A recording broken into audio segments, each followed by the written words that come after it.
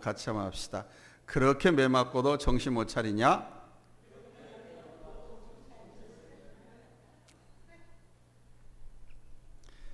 여러분은 지혜로운 사람입니까? 어리석은 사람입니까?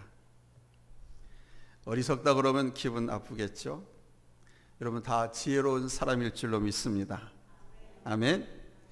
그럴 땐 생각과 행동에 대해서 충고해 주는 말을 듣고서 익히 알아 깨달아 뉘우치는 사람은 지혜로운 사람입니다. 잠언 10장 8절 말씀에 마음이 지혜로운 자는 계명을 받거니와 이렇게 말하고 있습니다. 충고해 주는 말은 귀에 거슬리나 행동에 이롭듯이 진리로의 충고를 받아들이는 것은 놀라운 영적인 복을 누리게 해주는 것입니다. 진리를 받아들이는 사람은 이 세상에서 가장 복되고 지혜로운 사람입니다. 그런데 지혜롭지 못한 사람이 있습니다. 어떤 사람입니까? 좋은 말로 타의를 때는 알아듣지 못하다가 매를 실컷 맞고 나서 정신 차린 사람이죠. 권면해 줄 때 깨달았다면 서로에게 유익할 것을 두들겨 맞고서 터지고 깨지어야만 뉘우치는 사람, 이런 사람은 지혜롭지 못한 사람입니다. 그러면 어떤 사람이라는 거예요? 어리석은 사람이지요. 아주 편하게 일을 처리할 수 있음에도 불구하고 쓸데없이 힘들게 일하는 사람에게 세상에서 우스갯소리로 주고받는 이야기가 있습니다. 미련하면 손발이 고생해. 사람이 미련하다 보면 쓸데없이 고생을 하게 되고요, 실컷 매맞고 나서야 자기의 미련함을 깨닫기 마련입니다. 그런데 이런 사람보다도 더 미련한 사람이 있습니다. 어떤 사람입니까? 매를 맞고서도 정신 못 차리는 사람. 어느 정도 매를 맞으면 깨닫고 뉘우쳐야 하는데 매를 맞아도 끝까지 내가 잘못되었던 사실을 인식하지 못하는 사람, 이런 사람은 정말 답답한 인생이고 정말 기가 막힌 사람입니다. 대표적인 것이 이스라엘 민족이었습니다. 저들의 죄가 하도 극심해서 우리 하나님은 매를 갖고 저들을 다스리셨습니다. 타의를 고민했을 때 깨달아 뉘우쳤으면 좋으련만 어리석은 백성은 하나님께서 하신 말씀을, 주의 종들을 통해 선지자를 통해서 말씀하신 그 말씀들을 하나도 받아들이지 않았습니다. 하나님 말씀하셨고 선지자들을 통해서 그렇게 권면하셨지만 저들의 반응이 무반응이니 여러분 어떡하겠습니까? 어리석은 자를 인도하는 길은 몽둥이, 채찍밖에 없었습니다. 그러면 먼저 저들이 하나님께 매를 맞아야 하는 제목이 무엇인가를 살펴보도록 하겠습니다. 본문 6절에 보면은 이스라엘이 하나님의 징계를 면치 못한 이유가 나와 있습니다. 이스라엘 서너 가지 죄로 말미암아 내가 그 벌을 돌이키지 아니하리니 그랬습니다. 제목이 아주 많아서가 아니라 서너 가지, 한두 가지 죄 때문에 징계를 받게 된다는 말씀입니다. 우리 인생들이 다 그래요. 이어서 죄의 항목을 낱낱이 고발하시면서 우리로 하여금 경각심을 고취시키고 있는데, 오늘 저는 이 말씀을 세 가지로 분류해서 말씀드리고자 합니다. 첫째는 재물, 돈과 관련되어서 지은 죄를 말씀하고 있습니다. 본문 6절로 7절 말씀을 보면 그들이 은을 받고 의인을 팔며 신 한 켤레를 받고 가난한 자를 팔며 힘없는 자의 머리를 티끌먼지 속에 밟고 받고 연약한 자의 길을 굳게 하며 그랬습니다. 저들은 돈이 생기는 일이라고 하면 사람 탈을 쓰고는 차마 눈뜨고 못 볼 아주 잔악한 일들을 서슴지 않고 잔행했습니다. 돈 받고 죄 없는 의인을 죄인이라 판결을 내렸고, 신발 한 켤레 값이라도 빚진 자가 있으면 노예로 만들어 버렸습니다. 신명기 15장 7절로 8절 말씀에 어느 성읍에서든지 가난한 형제가 너와 함께 거주하거든 그 가난한 형제에게 내 마음을 완악하게 하지 말며 내 손을 움켜쥐지 말고 반드시 내 손을 그에게 펴서 그에게 필요한 대로 쓸 것을 넉넉히 구워주라, 이렇게 말씀했습니다. 가난한 자를 도와주되 반드시 반드시 도와주라는 명령입니다. 하지만 이스라엘 민족은 보잘것없는 신발 한 켤레에 가난한 이웃을 노예로 팔아넘겼고요, 머리에 남아있는 티끌까지도 착취하면서 악행을 저질렀습니다. 돈이 뭐길래, 개도 안 물어가는 그 돈, 그 돈 때문에 사람이 사람됨을 거부하게 만들고 인간을 인간됨을 거부하게 만드는 것일까요? 여러분도 뉴스를 통해서 아시겠지만 몇 해 전 저 서울 강남에서 수백억 원대의 부모 제사를 노리고 두 부모를 무자비하게 살해하고 그 범행을 은폐하기 위해서 그 집에 불까지 저질렀던 한 청년이 있었습니다. 그놈은 돈을 얻기 위해서 인간임을 포기한 짐승입니다. 돈을 소유하기 위해서 낳아주신, 길러주신 그 부모님도 눈에 뵈는 것이 없는 세상, 그것이 오늘 아닙니까? 돈을 위해서는 부모도 죽여버리는 세상이 지금 우리의 세상입니다. 이 말씀을 들으면서 부모된 여러분 두렵지 않습니까? 자녀된 여러분 두렵지 않습니까? 내가 혹시 그 같은 놈이 될는지, 내 자식이 그런 놈이 될는지 여러분 두렵지 않습니까? 왜냐하면 아모스 선지 당시에 부패했던 시대보다 지금이 좀 더 나을 것이 없는 현실이기 때문입니다. 이 말씀을 들으면서 여러분 무슨 생각이 하십니까? 지금 우리가 살고 있는 이 나라가, 이 지구촌이 지금 어디를 향해 가고 있다고 생각하십니까?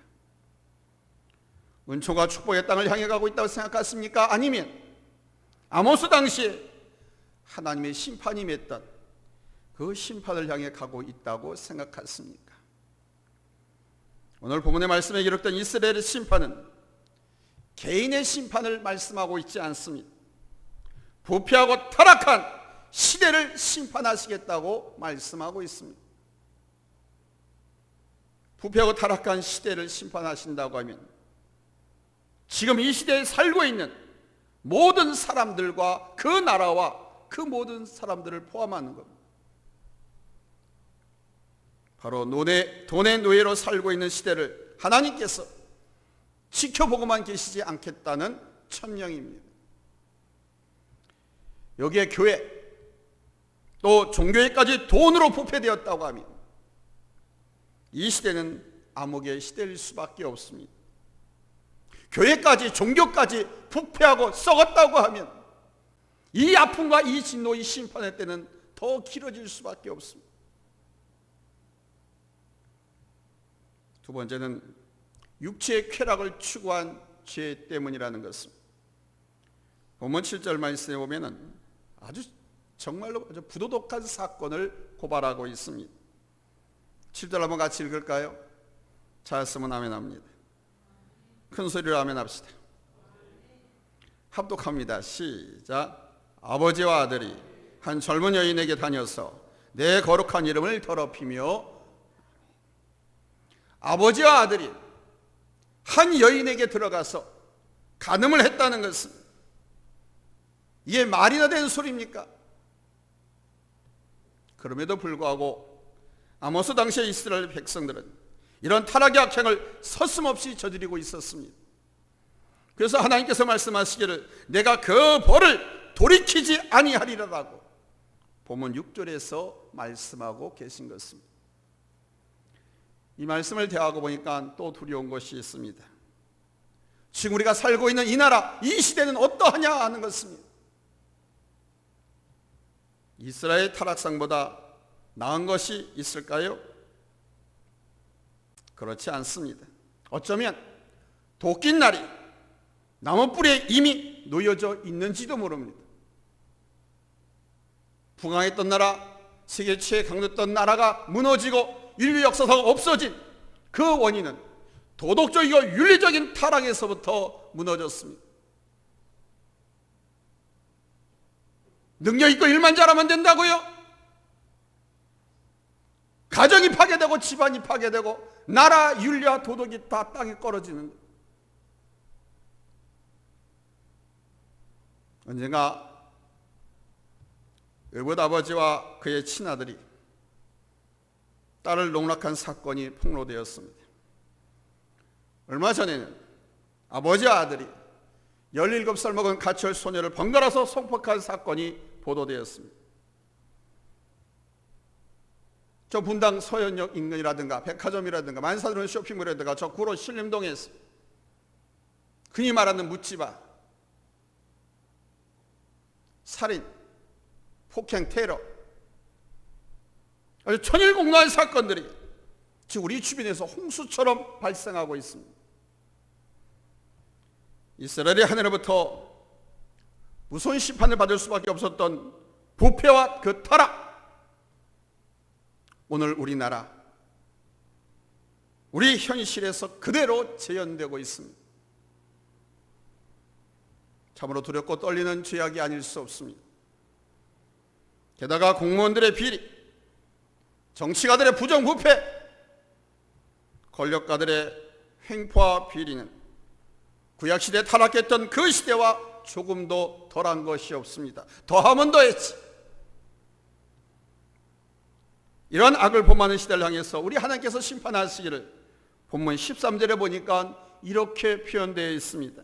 13절, 보라, 곡식단을 가득히 실은 수레가 흙을 누림같이 내가 너희를 누르리니. 악한 이 시대, 부패하고 타락한 이 시대를 그냥 내버려 두지 않겠다고 하는 우리 하나님의 말씀입니다. 얼마나 무서운 말씀입니까? 이런데도 회개하지 않겠습니까? 이런데도 돌이키지 않겠습니까? 이런데도 가던 길 멈추고 계속 그 길로 갈 겁니까?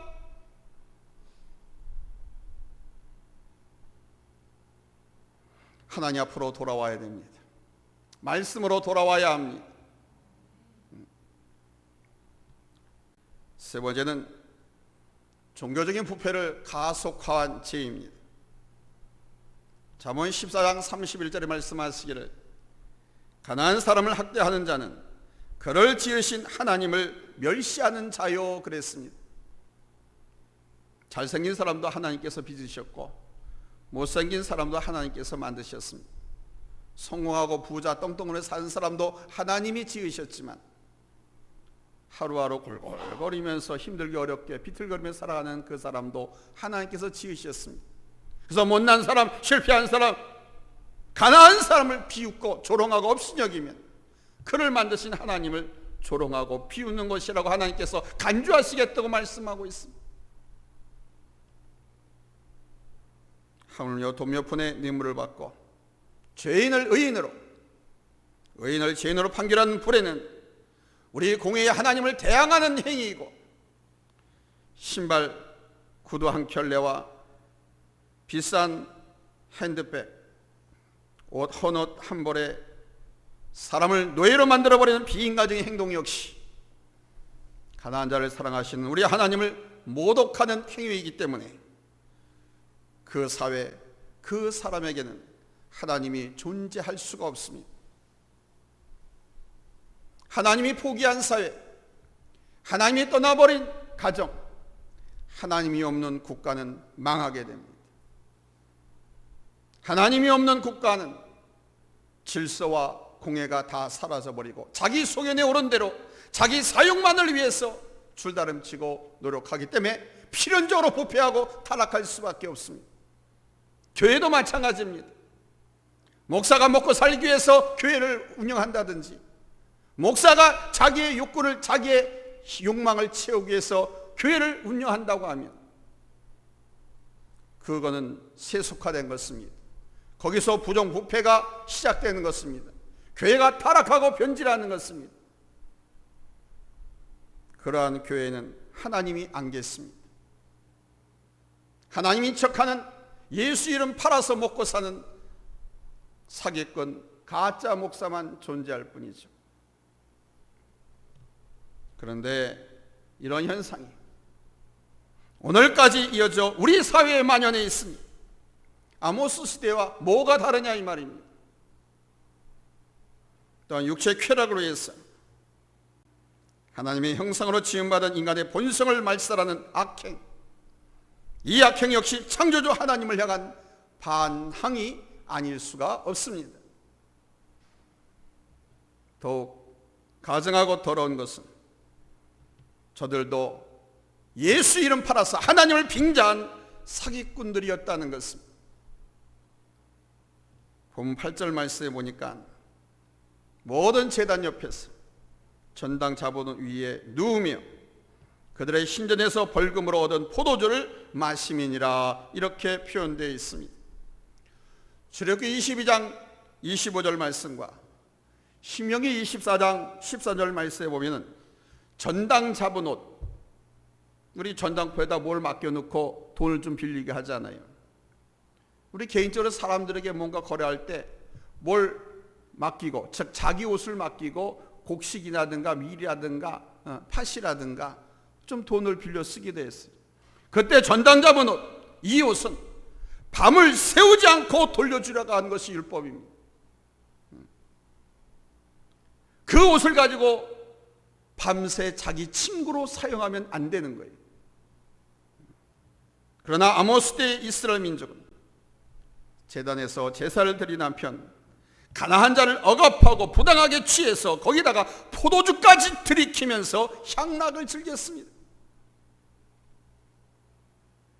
그것도 신전에서 이와 같은 범죄를 자행했으니 저들의 양심, 그리고 하나님께 대한 모독, 이것이 얼마나 컸습니까? 하나님을 비우는 행위 아닙니까? 포도주는 쳐다보지도 말라고 했는데 그거를 성전에서 하나 앞에 예배드리고 나서 오늘날 가톨릭의 신부들이 서로 포도주 마시고 술 취하는 것처럼 교회에서도 그러면 되겠습니까? 장로들이, 집사들이 예배 마치고 나서 이런 일들이 우리 한국교회에는 얼마나 많이 발생하고 있습니다. 그러다 보니까 요즘은 술 마시는 건 죄도 아니라는 말도 돌아다닙니다. 하나님은 분명히 말씀에 쳐다보지도 말라고 했는데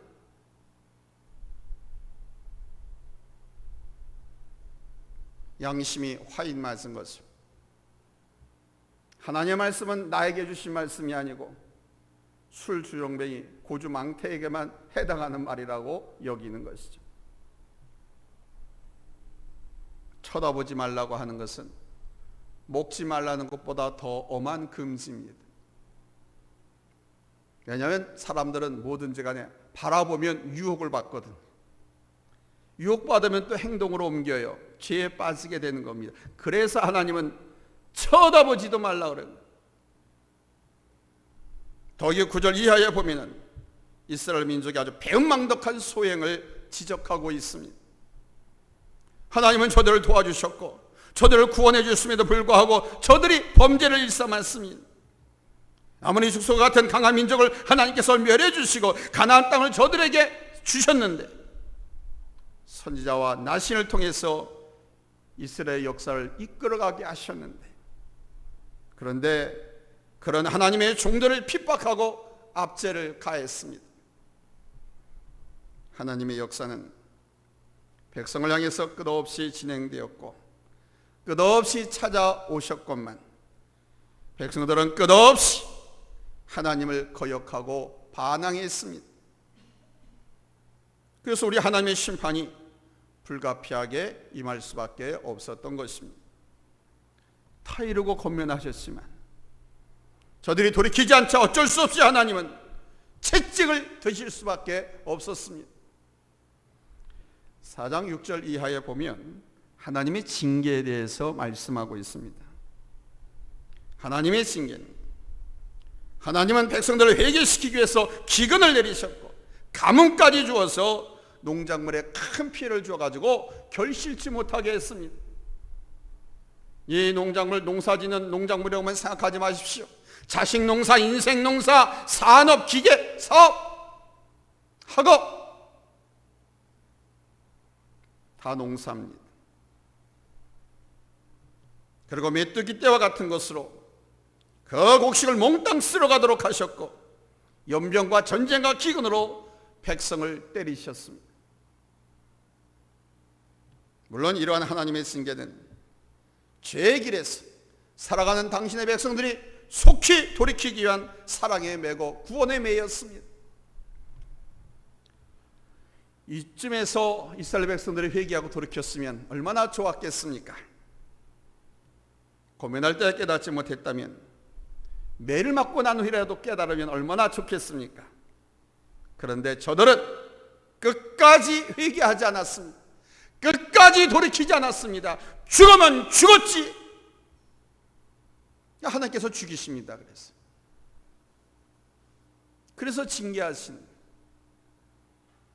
우리는 요나의 불순종으로 인해서 그가 회개하고 깨닫는 과정 말씀을 통해서 배웠습니다. 회개하죠. 돌이키지 않는다는 것, 끝까지 하나님과 싸운다는 것도 맞선다는 거 아닙니다.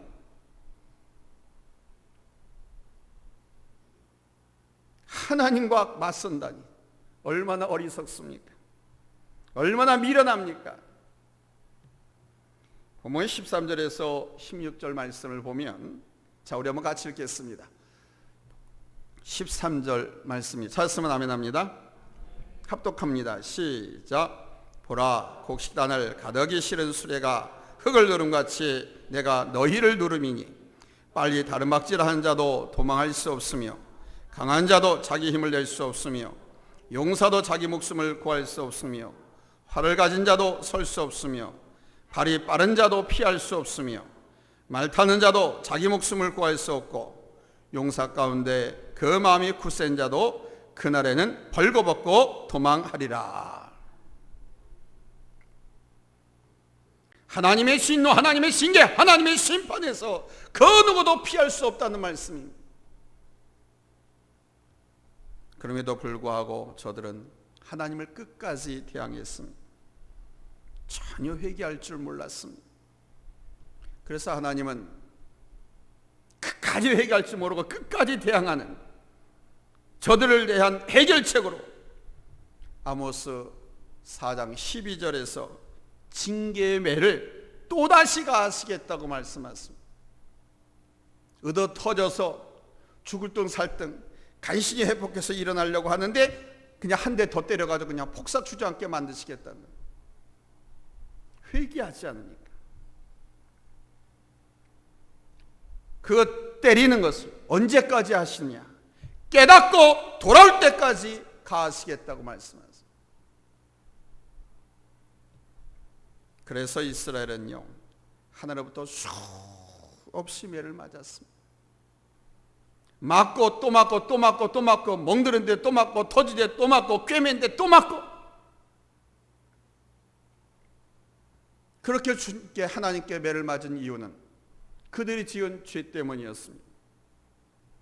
자, 그러면 아모스 시대의 부패와 지금의 부패는 무슨 차이가 있을까요? 제 생각에는 별반 차이가 없다고 생각합니다. 어쩌면 지금 현재의 죄가 더 크다고 저는 생각합니다.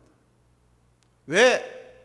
지금은 더 많이 하나님의 종도를 통해서 하나님의 뜻, 말씀을 계시받았기 때문에, 들었기 때문에, 경고를 받았기 때문에, 그럼에도 불구하고 돌이키지 않고 회개하지 않는 것이니까 그때보다도 더하다라고 말씀을 드렸습니다.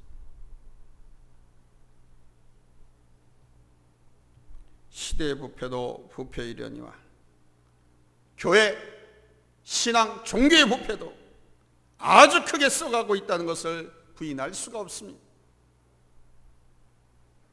사랑하는 성도 여러분, 오늘 우리는 부패한 이스라엘이 하나님으로부터 임하는 징계를 피할 수 없었던 이유를 알았습니다. 그리고 아모스 시대와 지금 우리 이 현 시대 별 차이가 없다는 것도 다시 한번 생각해 봤습니다. 이제 우리의 시선과 관심은 돈에 대한 욕심보다도, 물질에 대한 욕심보다도, 하나님의 뜻을 더 사모하고 육체의 향락보다도 하나님의 말씀에 순종하는 일에 앞장서야 할 줄로 믿습니다. 돈을 벌기 위해서 부패하고 타락하고 하나님도 다 저버리는 것이 아니라, 육체의 향락을 위해서 하나님의 말씀을 다 저버리고 눈 감고 뛰어드는 것이 아니라, 하나님 말씀에 순종하기 위해서 돈도 쓰고 여러분의 몸도 마음도 던지고, 아멘, 하나님 말씀에 순종하는 일에 여러분 매진할 수 있기를 바랍니다. 그러면 삽니다. 가정도 회복되어지고, 집안도 회복되어지고, 직장 사업장도 회복되어지고, 온 나라가 모든 것이 다 회복되어지는 거예요. 하나님 말씀에 그렇게 순종함이. 아울러 신앙의 부패는 우리가 코로나 3년 지나면서 주변에서 다 봤습니다. 신앙이 괜찮았던 사람인데 지금 옆자리에 없습니다. 열심히 봉사하고 충성했던 사람인데 없습니다. 신앙이 변질되고 부패한 겁니다. 그것을 보면서 나 자신의 신앙을 한번 점검해 보시기 바랍니다. 나부터 회개하는 마음으로 나의 신앙부터 개선시켜 나가야 됩니다. 항상 나부터. 이런 마음의 개선, 이런 작업이 없다면 이 시대의 교회, 이 시대의 성도들의 신앙, 이 시대의 부패는 치유될 수가 없습니다. 회개의 돌이킴이 없으면 또다시 우리에게 돌아오는 것은 하나님의 징계밖에 없습니다.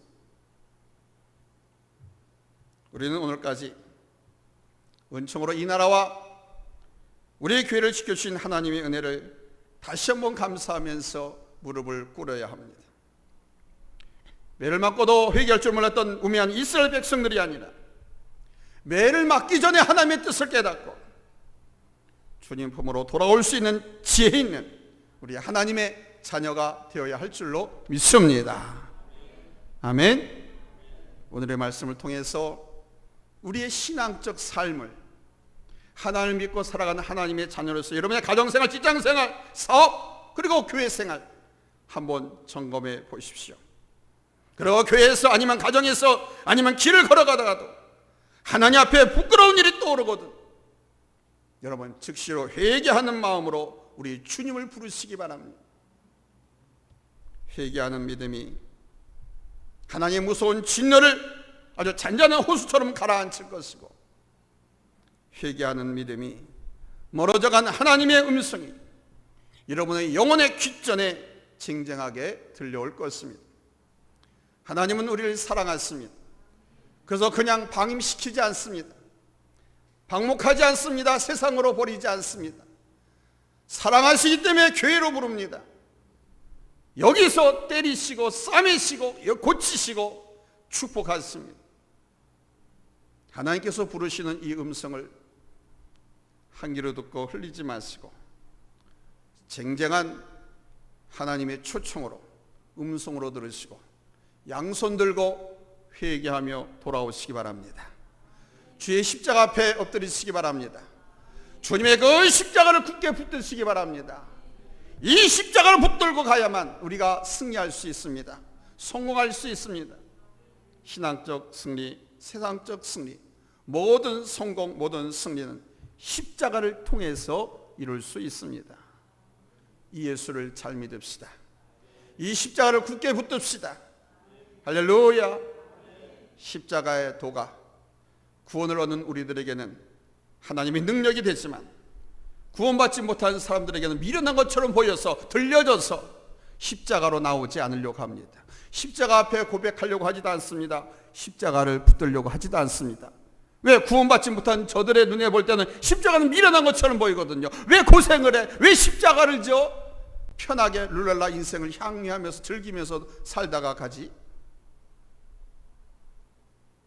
그러나 여러분들은 구원받은 하나님의 자녀들이기 때문에 이 십자가로부터 주신 진리, 이 도가 여러분에게 능력으로 와닿기를 예수님의 이름으로 축원합니다. 할렐루야. 기도합니다.